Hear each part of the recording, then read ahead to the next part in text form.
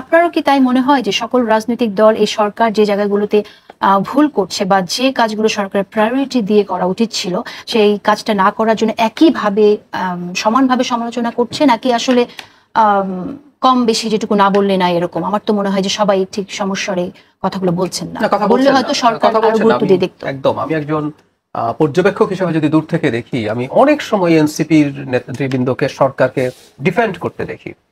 মানে আসলে সরকার ভালো কাজ করলেও তাকে ডিফেন্ড করার কিছু নাই, কারণ এই সরকারটা কারো সরকার না। আমরা অন্তত বেসিক এইটুকু তো বুঝি কাগজে কলমে, অন্তত এটা একটা অন্তর্বর্তীকালীন নিরপেক্ষ সরকার, এটাকে অন করার কিছু নেই। আমি একদম এখন ঢুকলেই আমি ওনাদের গুরুত্বপূর্ণ যারা নেতা আছেন, আপনি বলেছেন যে এই সরকারটি কারো সরকার না, কিন্তু একটি কথা জানি আছে এবং এটা আপনিও জানেন, আপনি আজকে সেই বৈঠকে ছিলেন, প্রথম আলো যে বৈঠক, সেখানে দেবপ্রিয় ভট্টাচার্য তিনি বলেছেন যে এই সরকারের ভেতরেও আরেকটি সরকার আছে। আমরা সেই বিষয়ে কথা বলবো, আপনি শেষ করেন। আচ্ছা, ধন্যবাদ। তো যেটা বলছিলাম, আমরা অনেক সময় দেখেছি তারা খানিক কিছু সমালোচনা করেন, কারণ তাদের সাথে যেহেতু একটা ব্র্যান্ডিং তৈরি হয় যে আমরা কিংস পার্টি কিনা, কারণ অনেক মানে দুজন ছাত্র উপদেষ্টা আছেন, যে দুজন ছাত্র উপদেষ্টার মধ্যে অন্তত একজন যিনি বেশি কথা বলেন, আসিফ মাহমুদ, তার বহু বক্তব্য আমরা এনসিপির সাথে অ্যালাইন্ড দেখি। একটা ছোট উদাহরণ দিই, নৌকা প্রতীক থাকবে কি থাকবে না এটা নিয়ে এনসিপি তাদের জায়গা থেকে যে আওয়ামী লীগ না, নৌকা প্রতীক বাতিল করে দিতে হবে। নির্বাচন কমিশন ব্যাখ্যা দিয়েছে যে প্রতীকের ওনার আওয়ামী লীগ না, নির্বাচন কমিশন, ইভেন দল শেষ করে দিল, এটা থেকে যায় কথার কথা। আসিফ মাহমুদ সজীব ভুঁইয়া কিন্তু এটা নিয়ে স্ট্যাটাস দিচ্ছেন। গত 31 তারিখ যখন তারা ঘোষণাপত্র ইয়ে করবেন, তারা ঘোষণা দেবেন, একবার কথা হয়েছিল সবাই মিলে, তখন আসিফ মাহমুদ সজীব ভুঁইয়া এনসিপি, তখন মানে এনসিপি হয় নাই, কিন্তু ওই যে নাগরিক কমিটি এবং বৈষম্য বিরোধীরা দিচ্ছেন, উনি দিচ্ছেন, এগুলো আছে। প্রধান উপদেষ্টা পদত্যাগ করতে পারেন, সেটা ডেকে যেন নাহিদ ইসলামকে জানান।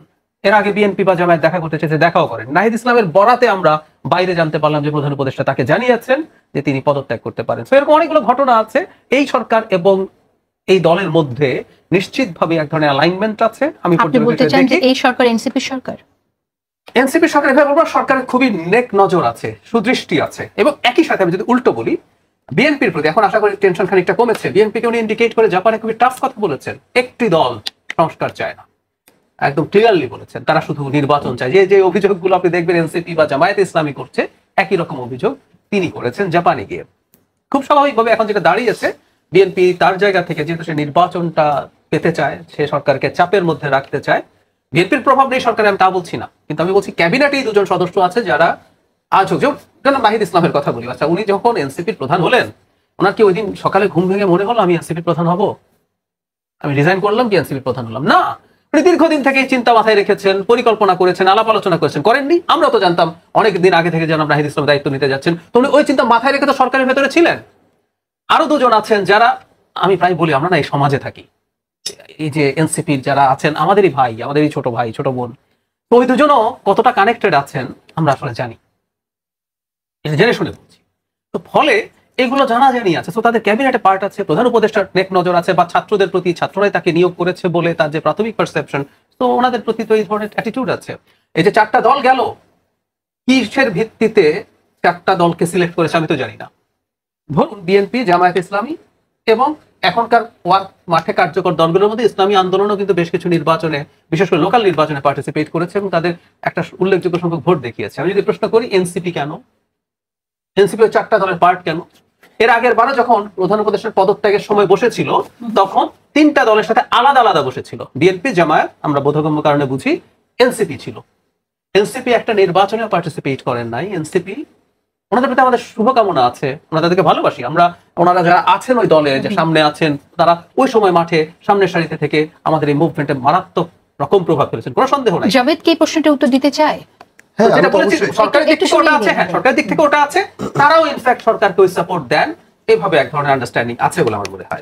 দেখুন, আমাদের এনসিপি যারা এখন নেতৃত্বে আছে সামনের সারিতে, তারা কিন্তু 24 গণ অভ্যুত্থানের, আমরা যদি বলি জুলাই হিরোজ, তারা তাদের নেতৃত্বেই গণ অভ্যুত্থানটা হয়েছে। এখন আপনি জাহিদ ভাই যেটা বললেন, ছাত্র উপদেষ্টা উনি নৌকা প্রতীক নিয়ে কথা বলছেন, দেখুন উনি কিন্তু গণ অভ্যুত্থানের অন্যতম একজন নেতা, উনি এখন সরকারে আছেন, উনি নৌকা প্রতীক নিয়ে অবশ্যই কথা বলবেন। এটা নিয়ে সবচেয়ে বেশি কথা বলার যদি কেউ দাবিদার থাকে, সেটা হচ্ছে আসিফ মাহমুদ সজীব ভুঁইয়া। উনি সরকারের থেকে, সরকারের একটা ভুল, এটা উনি অবশ্যই সমালোচনা করতে পারেন নৌকা প্রতীকের ব্যাপারে, এই সমালোচনা করার পুরো অধিকার তার আছে। নির্বাচন কমিশন সরকার না, ঠিক আছে, কিন্তু নির্বাচন কমিশন অবশ্যই কথা বলবার পূর্ণ অধিকার তার আছে। দ্বিতীয় আরেকটা কথা, আরেকটি কথা যেটি আসলো যে প্রধান উপদেষ্টা তার সাথে বসছে নাহিদ ইসলাম, উনি 28 তারিখ ঘুম থেকে উঠে উনি সিদ্ধান্ত নিলেন না। উনি 26 তারিখ পর্যন্ত আমরা যখন জাতীয় নাগরিক কমিটিতে ছিলাম উনি বারবার আমাদেরকে বলেছেন উনি আসবেন কি আসবেন না, এটা নিয়ে উনি এখনো সিদ্ধান্ত নেননি।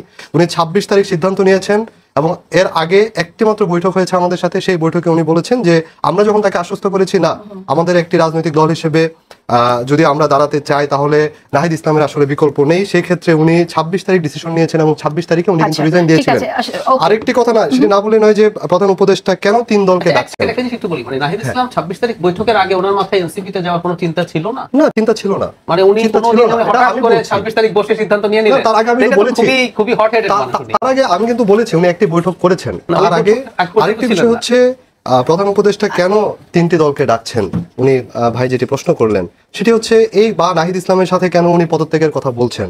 বা গতকাল যদি আমি জানতে চাই গতকাল যে 4টি দলকে ডেকেছে, আপনার কাছে কি মনে হয় যে 4টি দলকে কোন কোন ক্রাইটেরিয়া? এই গণ অভ্যুত্থানের অন্যতম বড় স্টেক হোল্ডার কিন্তু এনসিপি, এটা আপনাকে স্বীকার করতেই হবে। স্টেক হোল্ডার কি আপনার ইসলামী আন্দোলনকেও আপনি সেই জায়গা থেকে না, ইসলামী আন্দোলনকে উনি কিভাবে ডেকেছেন বা অন্য দলকে কিভাবে ডেকেছেন সেটির আমি প্রশ্নের জবাব দেওয়ার আমি আচ্ছা, ধন্যবাদ আপনাকে। আমি আসবো আবারও জাভেদ।